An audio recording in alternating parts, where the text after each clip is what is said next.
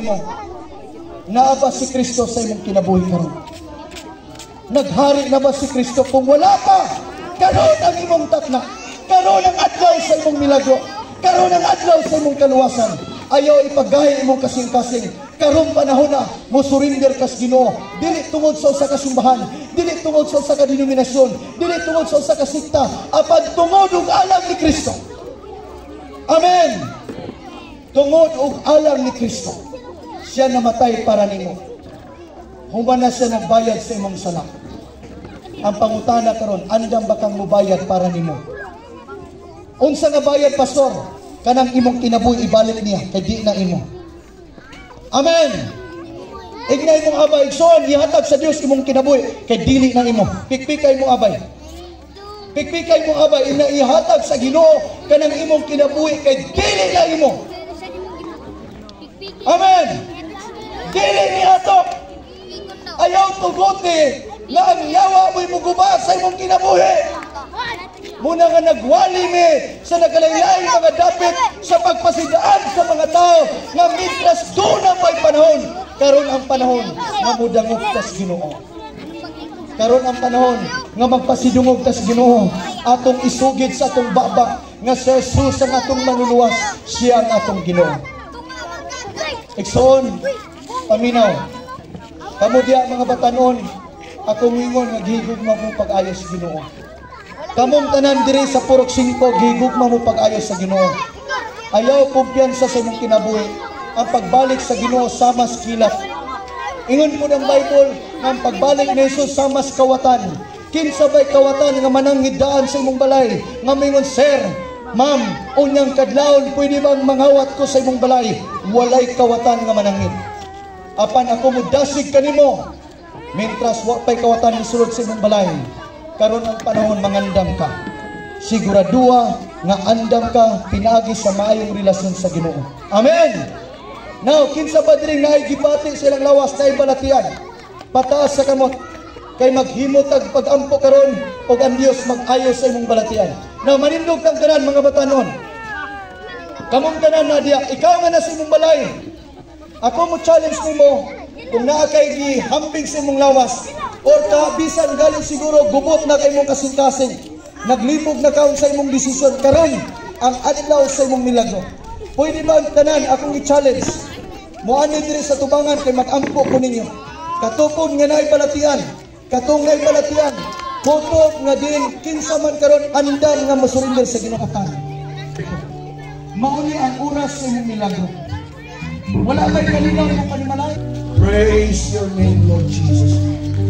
Now, kamo nga nasa iyong panimalay, kamo nga naulaw siguro mong gawas, pwede mong maubad aning cabinet prayer.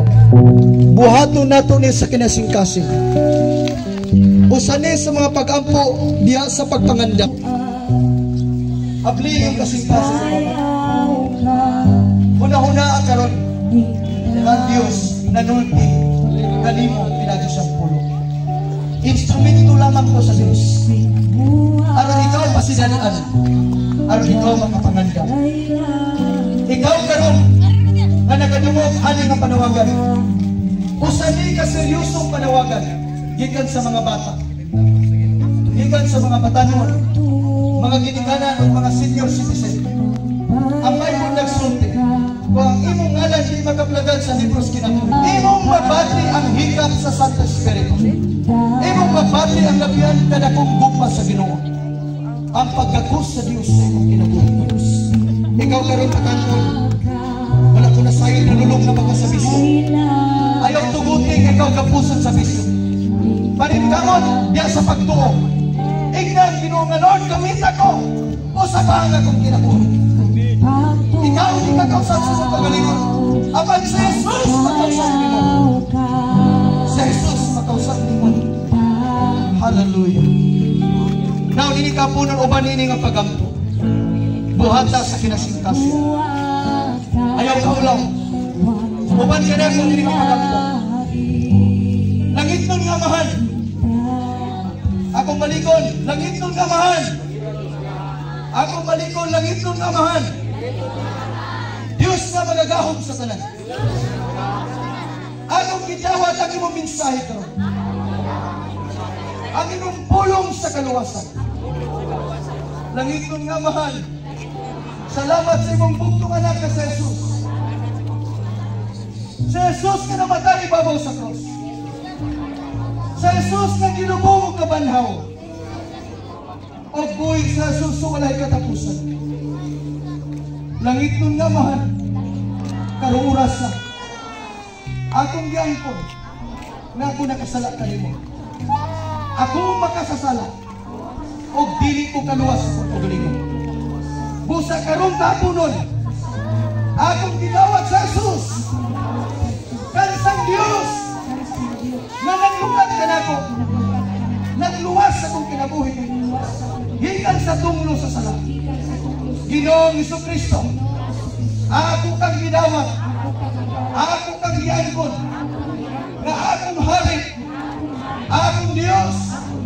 O akong manuluwas. Ginoong Jesucristo. Ugas niya akong kinabuhi. Gikan karon. Bago na akong binuhat. Andama ako, Jesus. Andama ako, Jesus. Saan lang sa mong pagbalik? Tuguti, Ginoong Jesus. Nga karong orasa. Ang akong pangalan. Masulat sa libros kinabuhi. Ang akong pangalan. Masulat sa libros kinabuhi. Hinumdumi ako. Hinumdumi ako. Ginoong Jesus. Sa adlaw na ikaw mo balik. Puna ako, Ginoo.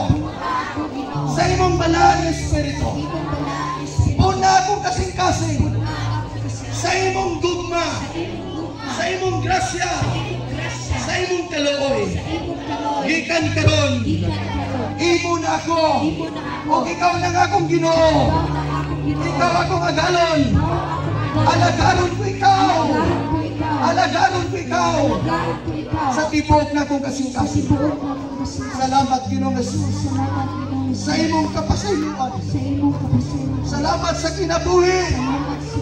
Nawalay katapusan. I love you, Lord Jesus.